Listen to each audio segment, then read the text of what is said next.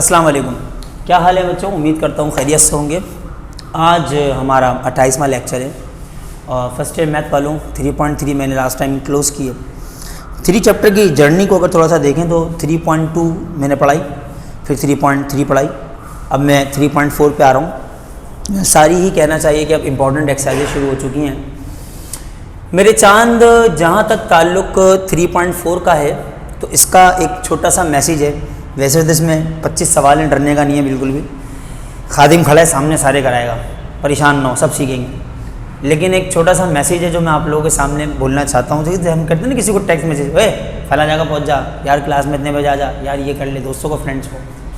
ऐसे ही 3.4 का अपना एक मैसेज है। वो मैसेज आपसे ये कहता है, सुनिएगा ध्यान से। We can convert any kind of one variable equation into standard quadratic equation। और वो इक्वेशन ऐसी होती है, तुम लोगों को अच्छी तरह से याद होगा। मतलब ये जो एक्सरसाइज का एक सिंपल सा मैसेज है वो ये है कि हम किसी भी वन वेरिएबल वाली इक्वेशन को, किसी भी तरह की इक्वेशन, शायद यहाँ पे 5 अलग अलग टाइप्स की होंगी, किसी भी तरह के इक्वेशन को हम बड़ी आराम से कन्वर्ट कर सकते हैं स्टैंडर्ड क्वाड्रेटिक इक्वेशन में। अगर हम किसी इक्वेशन को स्टैंडर्ड क्वाड्रेटिक इक्वेशन की फॉर्म में ले जा सकते हैं तो आप यकीन जानिए, अगर हम ऐसा कर सकते हैं तो फिर हम उसे सॉल्व कर सकते हैं। उसको सॉल्व करने के तरीके तो हम इस चैप्टर में सीख ही रहे हैं, लेकिन मैसेज इसका ये है। अच्छा, क्योंकि इसके 25 सवालों को 5 अलग अलग टाइप में डिज़ाइन किया गया है और इसका जो पहला सवाल है उसका किसी भी टाइप से कोई ताल्लुक नहीं है, तो पहले वही करवा देता हूँ मैं आपको, ताकि बात ज़रा हम सुकून से एक तरफ कर सकें, उसे अच्छे तरीके से लेके चलें। तो मेरे मुन्ने 3.4 निकाल लो। ये भाई तुम्हें मिलने वाली है पेज नंबर 66 पे। आ जाओ। मैंने कहा ना पहले सवाल का किसी टाइप से कोई ताल्लुक नहीं है, तो पहले उसी को फड़का देते फिर आगे बढ़ेंगे। ये है आपका पहला सवाल। इसमें लिखा हुआ है 25x² minus 104, 25x4 minus 104 x² plus sign 16 equal to 0।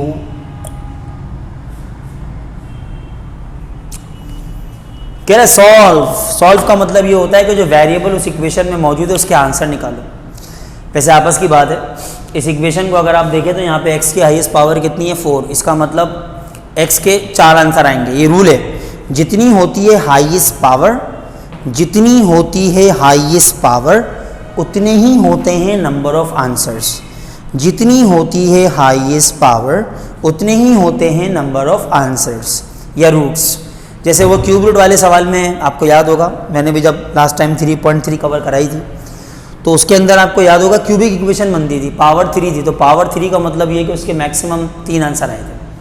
तो यहाँ पावर 4 है। पहला काम तो ये करेंगे कि देखते हैं इसकी शायद हम मिड टर्म ब्रेक कर सकें। 25 को अगर हम 16 से करें तो अपने पास आता है 400, और अगर 100 को हम 4 से करें तो भी अपने पास 400 आता है। और अगर माइनस के 100 में -4 प्लस करें तो माइनस का 104 बन जाता है, मतलब मिडिल टर्म ब्रेक। अब करते हैं इसको। 25x4 minus 100x² minus sign 4x² plus sign 16 equal to 0। इन दोनों में से बेटा 25 का टेबल कॉमन है और x का स्क्वायर कॉमन है। ये हो जाएगा x² माइनस 4। यहाँ से माइनस का 4 कॉमन, x² माइनस 4 इक्वालिटी के बाद बेटा 0 आ गया। हमने मिड टर्म ब्रेक सही किया गलत किया, उसका फैसला कैसे होता है? उसका फैसला ऐसे होता है कि हमारे पास ये ब्रैकेट कैसा आ जाता है, बिल्कुल सेम। तो इसका मतलब ये हुआ कि x² माइनस 4 और 25x² माइनस 4 0 के बराबर। मैंने फ़ौरन कहा बेटा यहाँ तक आने के बाद कि यहाँ तक आने के बाद मैंने फ़ौरन कहा कि दिस इम्प्लाइज दैट एक बार x² माइनस का 4 0 है और एक बार 25x² माइनस 4 भी 0 है। यहाँ से एक्स स्क्वायर 4 हो जाएगा, यहाँ से 25x स्क्वायर बेटा 4 हो जाएगा। तो बच्चों taking square root on both side करेंगे, रूट से स्क्वायर हुआ कैंसिल, x का आंसर आ रहा है +-2। यहाँ से 25 मल्टीप्लाई कर रहा था तो मुन्ने वहाँ जाकर क्या करेगा, वो ऐसे डिवाइड करेगा, taking root on both side, root से स्क्वायर कट जाएगा, +-2/5।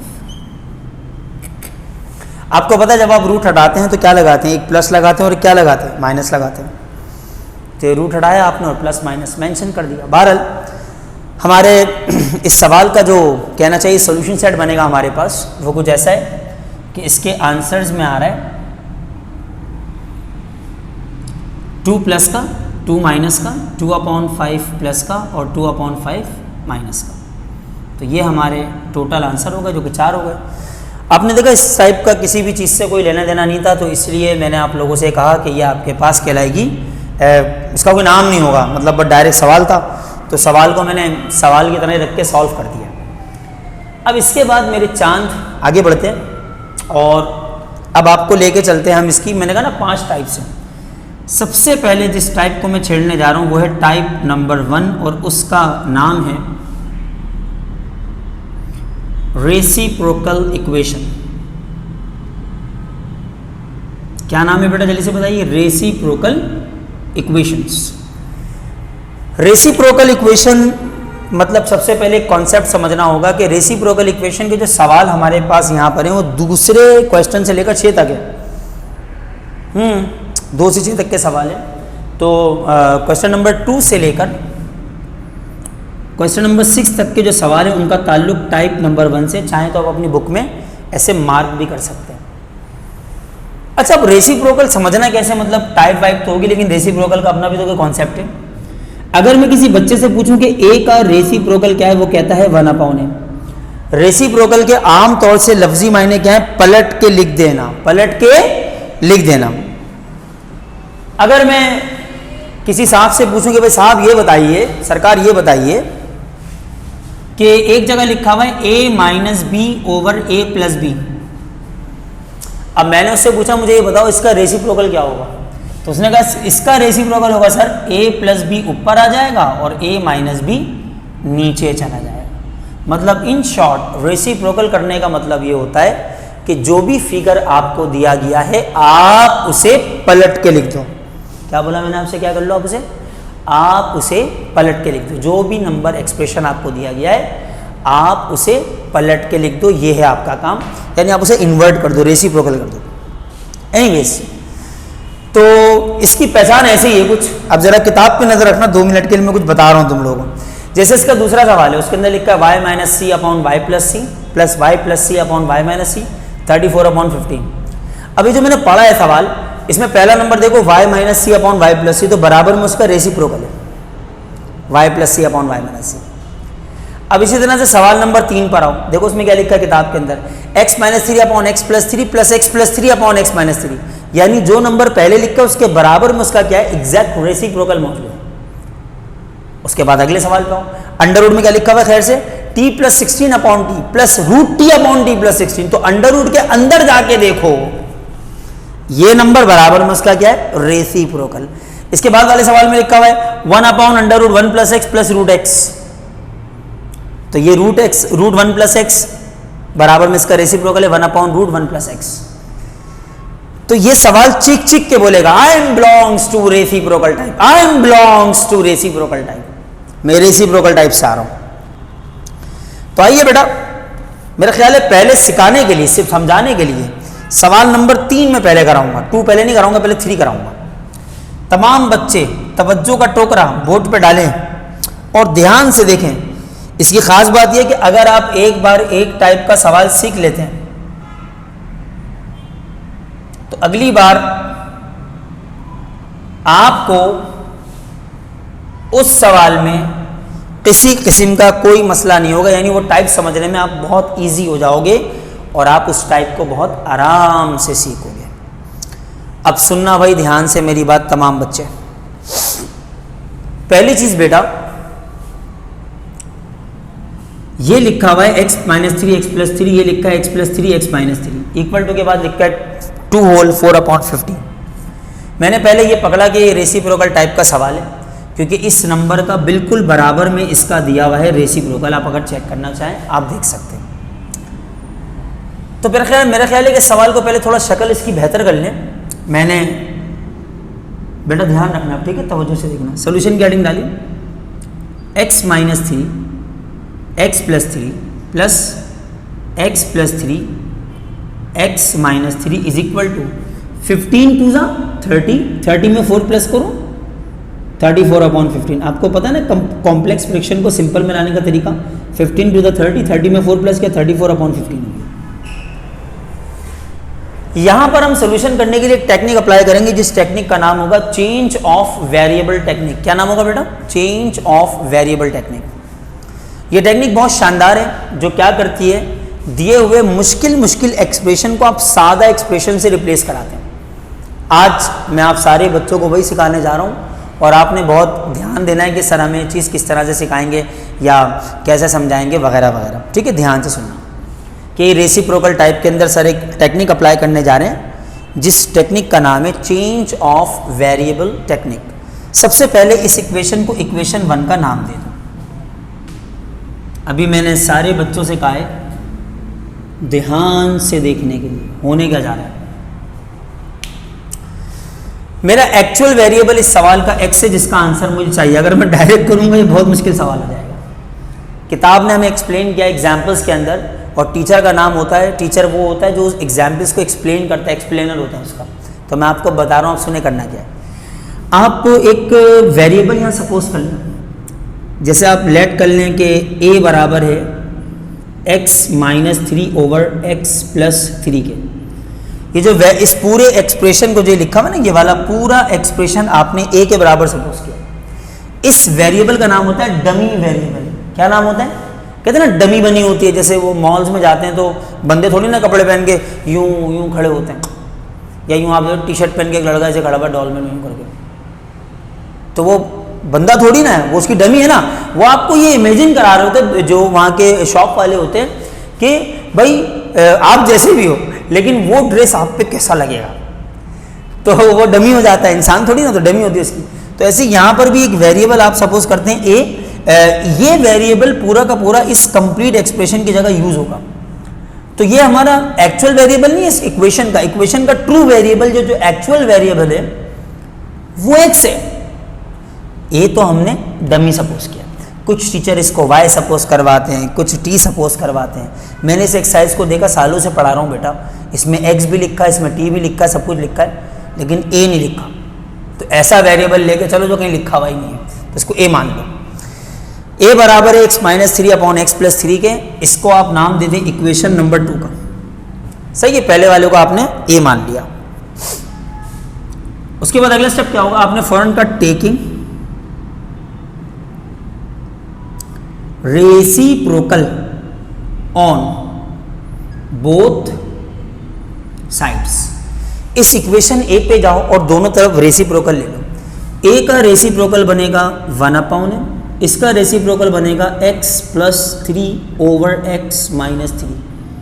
इस इक्वेशन को 3 का नाम दे दो।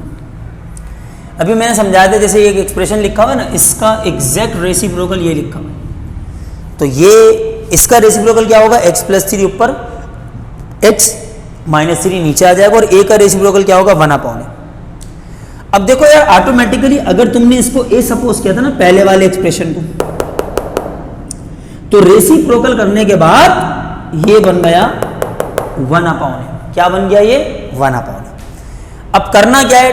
2 और 3 को उठा के 1 में डाल दो, सब्स्टिट्यूट कर दो। आपने फौरन कहा put equation number 2 and 3 in equation number 1। 2 और 3 को उठाया और 1 में ले जाके पुट करवा दिया। Therefore equation number 1 is implies that. इधर देखो ध्यान से, यहाँ a आएगा, प्लस की जगह प्लस आएगा, यहाँ 1/a आएगा, इक्वेलिटी के बाद 34/15 आएगा। चेक करो बेटा, यहाँ a आएगा प्लस यहाँ 1/a आएगा, और इक्वेलिटी के बाद कितना आ रहा है? 34/15 आ रहा है। मेरे चांद, इसका एलसीएम लो लो, इसका एलसीएम a बनेगा, ए करेगा ए से तो ए पे स्क्वायर आ जाएगा, +1 अपनी जगह, 34/15, इसे एलसीएम लेना कहते हैं। और मुझे अच्छी तरीके से याद है, मैं भूलता नहीं हूँ, वैसे कभी कभार भूल भी जाता हूँ लेकिन ज़्यादा नहीं भूलता। मैंने इस ग्रुप में जितने बच्चे मेरे पास दोनों मेन कैंपस में पढ़ रहे हैं उन्हें याद होगा कि मैंने एलसीएम लेना सिखाए। 4 तरह के एलसीएम होते हैं, खुद बताया मैंने 3.2 के अंदर। तो उनमें से एक एलसीएम ये वाला है कि ए करेगा ए से तो ए पे स्क्वायर आ जाएगा। उसके बाद क्रॉस मल्टीप्लाई कर लो। क्रॉस मल्टीप्लाई में क्या होगा बेटा, ये पूरा जो 15 लिखा हुआ है ना, ये वहाँ चला जाएगा और ए 34 के पास चला जाएगा। तो ये हो जाएगा 15 into a square +1 is equal to 34a। Multiply करो बेटा, 15a स्क्वायर 15 1 ज़ा 15 इज इक्वल टू 34a। इसे यहाँ लिया बेटा, 15a square minus 34a plus sign 15 equal to 0। तवज्जो फरमाइएगा बेटा, जब मैंने इस पर चेंज ऑफ वेरिएबल की टेक्निक लगाई या चेंज ऑफ वेरिएबल ट्रिक लगाई तो ऑटोमेटिकली सवाल जो आपके सामने था, इसे अगर आप नोट करें तो ये इक्वेशन इस शक्ल से बदल गई। मैंने बदला इसको डमी वेरिएबल लगा के, और जो शक्ल बदली तो जो इक्वेशन तुम्हारे सामने आई है वो आई है कौन सी वाली, स्टैंडर्ड क्वाड्रेटिक इक्वेशन। कौन सी आई है बेटा, स्टैंडर्ड क्वाड्रेटिक इक्वेशन। पहले पावर 2 है, फिर पावर 1 है, फिर पावर 0 है। इसी को तो घिस रहे हो चैप्टर 3 में, इसी को तो घिस रहे हो चैप्टर 3 में। 2 रास्ते, मुजाहिदों वाला मर्दों वाला रास्ता और डरपोक बच्चों वाला रास्ता। मुजाहिदों वाला रास्ता क्या है, मिडिल टर्म ब्रेक हो रही तो करो, 15 15 जा 2 2 5 225, 25 9 जा 225, 25 में 9 प्लस करोगे 34 आ जाएगा, मिडिल टर्म ब्रेक हो जाएगी। अच्छा, मेरी आदत क्या है, मेरी आदत यह है कि मैं बच्चों को मिड टर्म ब्रेक करना सिखाता हूँ। मेरी पूरी कोशिश होती है कि बच्चे मिडिल टर्म ब्रेक करना सीख जाएं। पर अगर टेस्ट में या वैसे ही कहीं आपको मिडिल टर्म ब्रेक नहीं आ रही, याद नहीं हो रही, आप प्रैक्टिस में नहीं हो या भूल गए तो कोई बात नहीं, आप क्वाड्रेटिक फार्मूला लगाओ, इसको ए मान लो, इसको बी मान लो, इसको सी मान लो, आंसर वहाँ से भी आएगा। हाँ, बस फर्क सिर्फ इतना है कि जिन सवालों में मिडिल टर्म ब्रेक हो सकती है बेटा, मेरी पूरी कोशिश होती है कि मैं आपको मिड टर्म ब्रेक करके दिखाऊँ, क्योंकि फैक्टराइजेशन से भागोगे प्रॉब्लम है। मेरे लिए बहुत आसान हो, बच्चों वाला खेलो, मैं आपको सिर्फ क्वाड्रेटिक फार्मूले से सवाल कराऊँ, लेकिन मैं पता है आपको बहुत वीक कर दूंगा मैथमेटिकली। मैं नहीं चाहता कि मेरे स्टूडेंट्स जो ना मैथ में वीक हो, ऐसे इंजीनियर बने जिनको मिड टर्म ब्रेक करना ही नहीं आती हो, ठीक है ना। तो आपने क्या करना है, आप सारे बच्चों ने जहाँ जहाँ जिस हद तक हो सके फैक्टराइजेशन सीखनी है। तो मेरी भी अपनी कोशिश होगी कि मैं आपको बताऊँ, जहाँ मिड टर्म ब्रेक हो सके कि मेरी कोशिश होगी मैं बताऊँ। हाँ, अगर आप टेस्ट में, कि मैं फिर कह रहा हूँ, अगर आप कुछ बच्चे बोलते हैं कि सर वो मैंने टेस्ट में सवाल नहीं किया, क्यों नहीं किया सर, आपने कहा था मिड टर्म ब्रेक से करना। भाई मैंने नहीं कहा, टेस्ट के अंदर पेपर के अंदर आपको मिड टर्म ब्रेक भूल गए, कोई बात नहीं, आप क्वाड्रेटिक फार्मूला लगाइए, नंबर उस पर भी मिलेंगे यार, क्या हो गया। लेकिन मैं तो सिर्फ ये चाह रहा हूं कि आपको जहां फैक्टर बने वहां मैं सिखाऊं, बस बात खत्म, ठीक है। तो अब सुने क्या फैक्टर बन रहे हैं इसके फैक्टर बन रहे हैं भाई 15a स्क्वायर माइनस का 25a माइनस का 9a प्लस का 15 इज इक्वल टू 0। अब दूसरी बात मुझे ये बताओ, इन दोनों में क्या कॉमन है। एक तो 5 का टेबल कॉमन है, दूसरा a कॉमन है। जरा गौर से देखना, छोटा नंबर छोटी पावर, 5 3 ज़ा 15, 5 5 ज़ा 25। अच्छा, इन दोनों में क्या कॉमन है। एक तो मुझे लग रहा है माइनस साइन के साथ 3 का टेबल ही कॉमन है सिर्फ, तो 3 3 ज़ा 9 होता है, 3 5 ज़ा 15 होता है, इक्वल टू के बाद कितना आ गया 0। क्या ये दोनों ब्रैकेट्स बेटा सेम आ रहे हैं, बिल्कुल सेम आ रहे हैं। इसका मतलब ये हो जाएगा 3a minus 5, 5a minus 3 is equal to के बाद कितना आ रहा है 0। दिस इम्प्लाइज दैट इन दोनों फैक्टर्स का प्रोडक्ट 0। तो बेटा एक बार ये वाला 0 और मेरे बच्चे एक बार ये वाला 0, दोनों को आपने अलग अलग 0 के बराबर रख देना है। मुन्ने यहाँ से 3a बराबर होगा 5 के, 3 कर रहा है मल्टीप्लाई, वहाँ जाकर क्या करेगा डिवाइड, एक आंसर आ गया 5/3। मुन्ने यहाँ से 5a वैसे रखेंगे, 3 माइनस का वहाँ जाके प्लस में कन्वर्ट होगा, और ए का आंसर आएगा 3/5। एक इंटरेस्टिंग बात मैं आप लोगों को बताता हूँ। अभी तक हुआ क्या इस सवाल में, रेसिप्रोकल वाले में, मैंने इसे डमी माना ए, रेसिप्रोकल किया, ये 1/a बन गया, दोनों को 2 और 3 को उठा के 1 में डाला, एलसीएम लिया, क्रॉस मल्टीप्लाई किया, स्टैंडर्ड क्वाड्रेटिक आ गई। या तो मिड टर्म ब्रेक होगी रफ वर्क में, या क्वाड्रेटिक फार्मूला लगाओ, मर्जी तुम्हारी है यार, मैं तुम्हारे ऊपर छोड़ा सब, पर मैं फैक्टराइजेशन सिखाता हूँ, मेरी आदत है।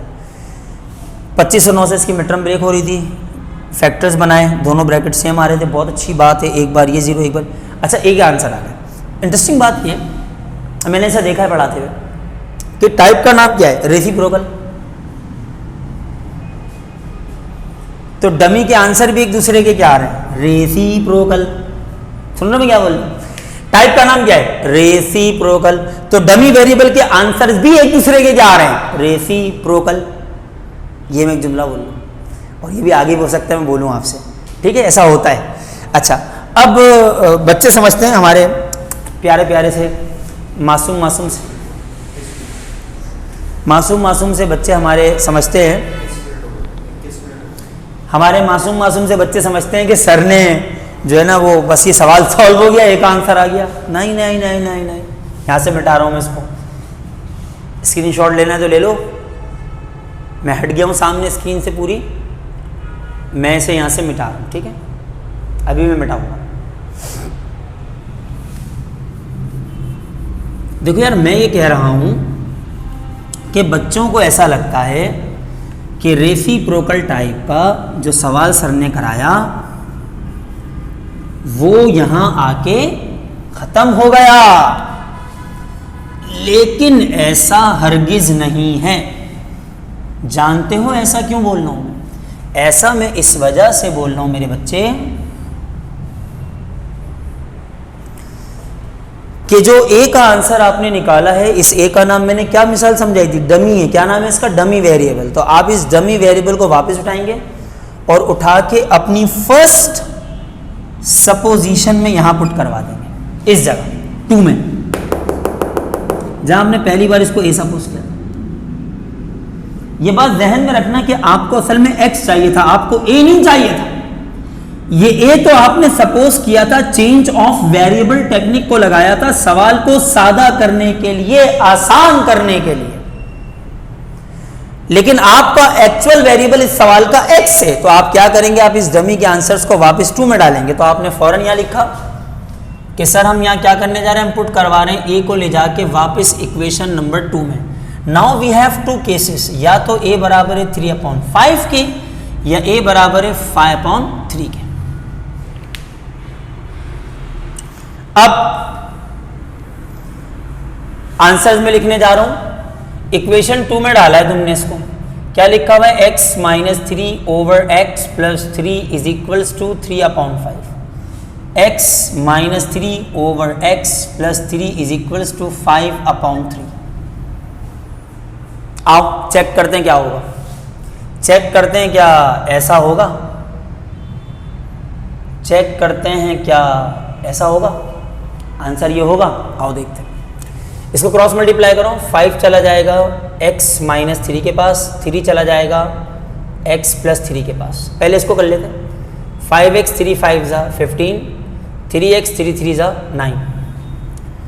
बेटा 3x को यहाँ भेजो, 15 को वहाँ भेजो, 5x में से 3x माइनस होगा और 9 में 15 प्लस होगा, ये बनेगा 2x और ये बनेगा 24। 2 कर रहा है मल्टीप्लाई, वहाँ जाकर डिवाइड हो जाएगा, और x का आंसर यहाँ से कितना आ रहा है, 12। अब यही काम ज़रा यहाँ कर लो। जब यहाँ तुम क्रॉस मल्टीप्लिकेशन बेटा करवाने जाओगे तो क्या होगा, ज़रा ध्यान देना, तवज्जो। ये हो जाएगा 3x 3 3 ज़ा 9, ये हो जाएगा 5x 5 3 ज़ा 15। बेटा इस 15 को वहाँ भेज दो, 3x को यहाँ ले आओ, -9 - 15 5x - 3x। बच्चों ये हो जाएगा माइनस का 24 is equal to 2x, -24/2 is equal to x। अगर आप कैंसिल करें तो यहाँ से x का आंसर कितना आ रहा है, -12।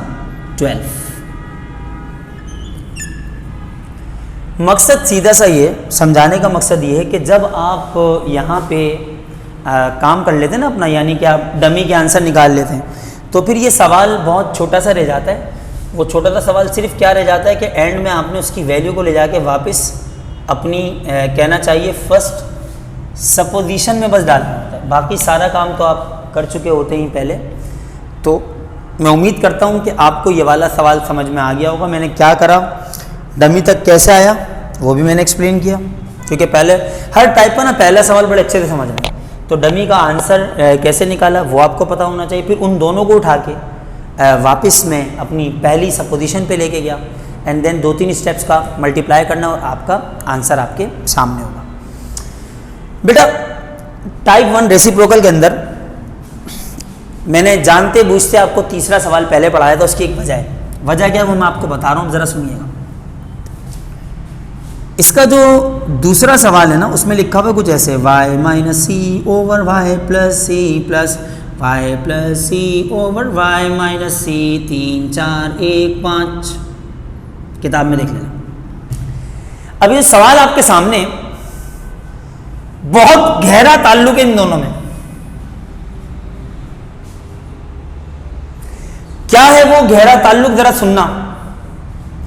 यहां x यहां y, यहां 3 यहां c, माइनस वैसे ये प्लस वैसे ये सब कुछ वैसे, यहां तक कि इक्वल टू के बाद 34/15 भी वैसे ही।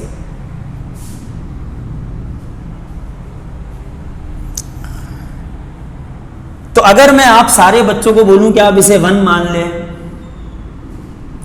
इसे होमवर्क में लेके चलें, आप लेट कर लें डमी वेरिएबल इसके बराबर है, इसे 2 मान लेंगे, रेसिप्रोकल लेंगे, हेल्प भी कर रहा हूं देखो बता भी रहा हूं, इसे 3 मान लेंगे, 2 3 को उठा के 1 में डालेंगे, पूरी यही चीज दोबारा छापेंगे, पूरे वैसे आंसर निकालेंगे। तो जब आप ये काम बिल्कुल सही करेंगे तो आपका सल्लू यानी कि सॉल्यूशन सेट ये आएगा, और ये आएगा।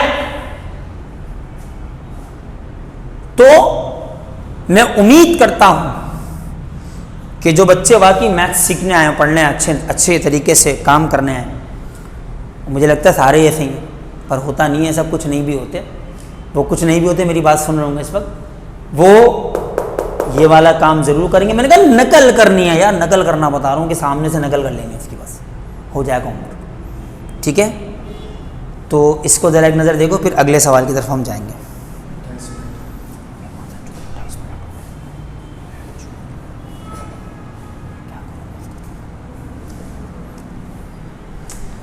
ठीक है मेरे बच्चे, तो ये 2 सवाल मैंने पूरे आपके सामने एक्सप्लेन किए हैं, और इसके बाद मैं इसे यहाँ से थोड़ा सा रब करना शुरू कर रहा हूँ। ठीक है, मैं इसे मिटा रहा हूँ, देख लो एक बार किस तरीके से मैंने काम किया, होमवर्क क्या दिया वो भी तुम्हारे सामने मेरे चांद। और इसके बाद इसी का चौथा सवाल है, उस पर ज़रा एक नज़र मार लो फटाफट। देखो क्या लिखा है उस चौथे सवाल में, √t + 16/t है, कुछ और है। ज़रा एक नज़र मार लो उस सवाल पे, क्योंकि वो भी मुझे लग रहा है, कौन सी वाली टाइप का सवाल है वो, जो है ना वो रेसिप्रोकल टाइप, मुझे लग रहा है कि वो भी उस ही का सवाल है जिसका नाम रेसिप्रोकल टाइप है। तो क्योंकि मैंने आपको नंबर बताया मैं कि भाई 2 से लेकर 6 तक के सवाल सारे के सारे जो है ना बेटा वो इसी टाइप से ही बिलोंग करते हैं। वजह सादी सी ये है, इस वजह से मैंने आपको सारा समझाया था। ठीक है, तो लिखा हुआ क्या है उस सवाल में, ज़रा हम भी तो देखें क्या लिखा हुआ है। उस सवाल में लिखा हुआ है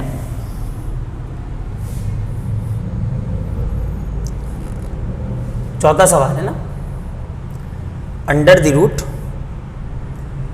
√t + 16/t + t/t + 16 is equals to 2 whole 1/12। ये है वो सवाल जो सरकार आपके सामने है। और यहाँ पर मेरा रिकॉर्डिंग का टाइम भी ख़त्म हो चुका है, तो इंशाल्लाह ताला नेक्स्ट लेक्चर में मैं आपके पास जब आऊँगा तो इससे आगे बढ़ेंगे, इसको लेके चलेंगे, वो नई टाइप सिखाएंगे आपको इंशाल्लाह नेक्स्ट लेक्चर में। ठीक है, अपना बहुत सारा ख्याल रखिएगा बेटा, और काम फेयर कर लीजिएगा। ठीक है, जितना भी कराया आज पहली टाइप के 2 सवाल, एक होमवर्क दिया वो भी करके दिखाइएगा मुझे, मैं देखूंगा आपने क्या किया। ठीक है, चलें, टेक केयर योरसेल्फ, अस्सलाम वालेकुम।